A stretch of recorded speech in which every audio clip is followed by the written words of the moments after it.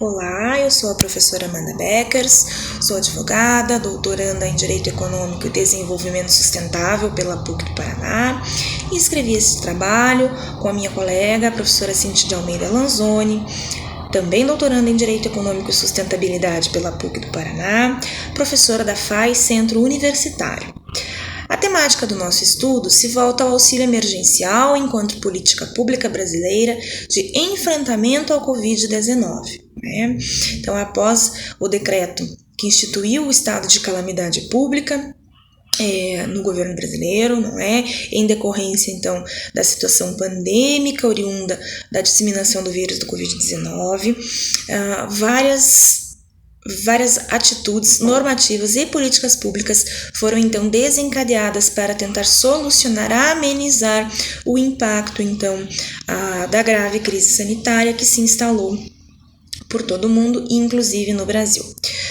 No tocante à situação da assistência, um dos tripés aí do sistema brasileiro ao lado da saúde e da previdência, foi instituída então uma política pública de pagamento de uma verba, de um auxílio financeiro intitulado auxílio emergencial, que tinha então como objetivo a distribuição de renda durante o período da pandemia da Covid-19 entre alguns grupos considerados então mais vulneráveis, que tiveram a sua renda mais prejudicada em decorrência da crise sanitária.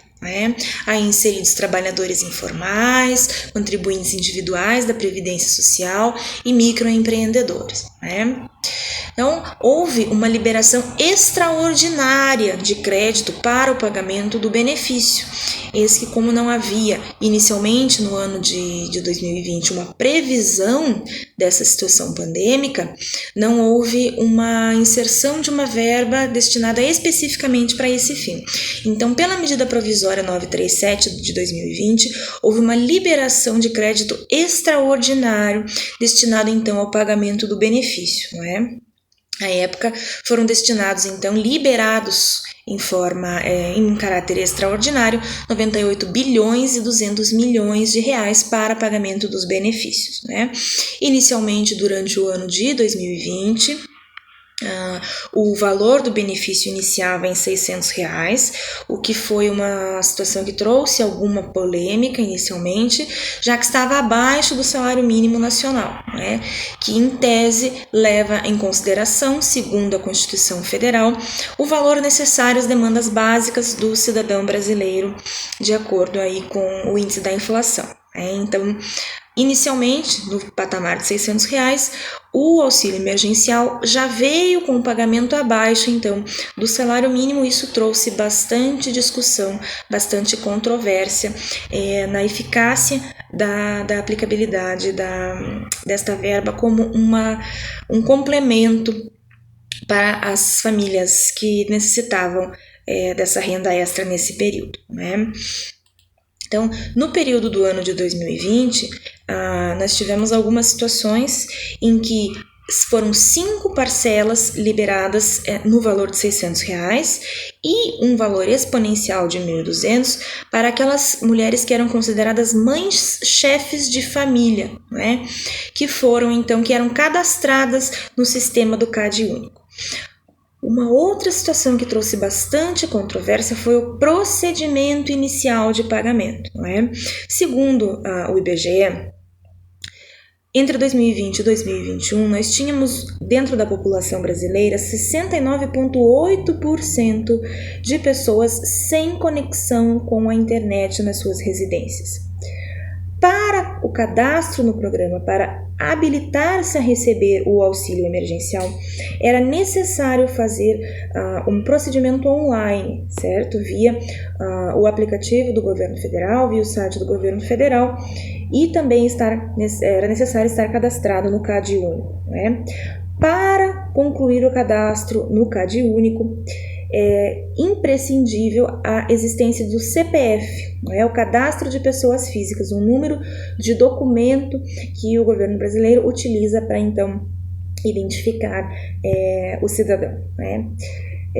Ainda em pesquisa do IBGE, no ano de 2020, nós tínhamos 13,6 milhões de brasileiros com CPFs irregulares, ou seja, 3,6 milhões de brasileiros que não conseguiriam ter acesso, não conseguiriam finalizar o cadastro para recebimento do auxílio emergencial.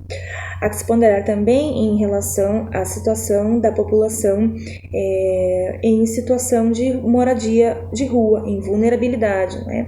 Que não tem acesso à internet, que não tinha documentação completa para providenciar o cadastro, sendo uma das populações que efetivamente mais precisava de auxílio nesse momento. Houve uma discussão judicial envolvendo essa obrigatoriedade do CPF, não é? Essa polêmica da obrigatoriedade do CPF foi levada ao judiciário e chegou a ser derrubada, então, momentaneamente, em alguns estados, por forças de decisão judicial, tendo sido restabelecida, então, em decisão do Superior Tribunal de Justiça. No ano de 2021, o programa foi prorrogado, o benefício foi prorrogado, né? Enquanto em 2020 o programa beneficiou 68 milhões de pessoas, pagando 293,1 bilhões de reais, no ano de 2021, após algumas prorrogações, já estamos na 7ª parcela, no 7º mês de pagamento, então, do auxílio emergencial. Houve modificação nos valores e agora as parcelas vão de R$ 150 a R$ 375, dependendo do perfil da família e dos moradores. Em geral, 250, pessoas que residem sozinhas estão recebendo 150 e as mulheres chefes de família com um valor maior de R$ 375 para as parcelas previstas para o ano de 2021. Né? Então, essa situação de prorrogação do benefício se fez necessária em virtude da não cessação da pandemia da Covid-19, como era esperado inicialmente no início do ano. Né? Então, ainda temos uma situação de saúde pública complicada que fez com que o governo federal prorrogasse, então, o pagamento da medida. Okay?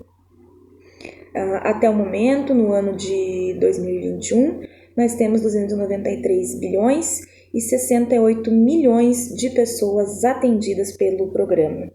Há uma discussão bastante grande sobre a efetividade e a eficácia da distribuição de renda, várias denúncias de recebimento irregular, situações que não são perceptíveis pelo sistema do governo federal, em que há situações de fraude, em que o sistema não cruza corretamente as informações, porém, é necessário que verifiquemos que o programa teve sim uma grande importância para a manutenção de diversas famílias brasileiras nesse período pandêmico, sendo uma política pública emergencial, momentânea, com despesas extraordinárias, que foi realizada na medida em que a população necessitava de um complemento de renda.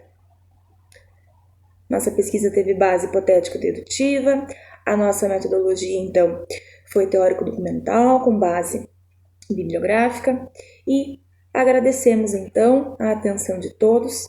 Seguimos na pesquisa sobre a política pública do auxílio emergencial, aguardando ansiosamente que não seja mais necessário o pagamento deste benefício com o restabelecimento da saúde pública brasileira. Muito obrigada.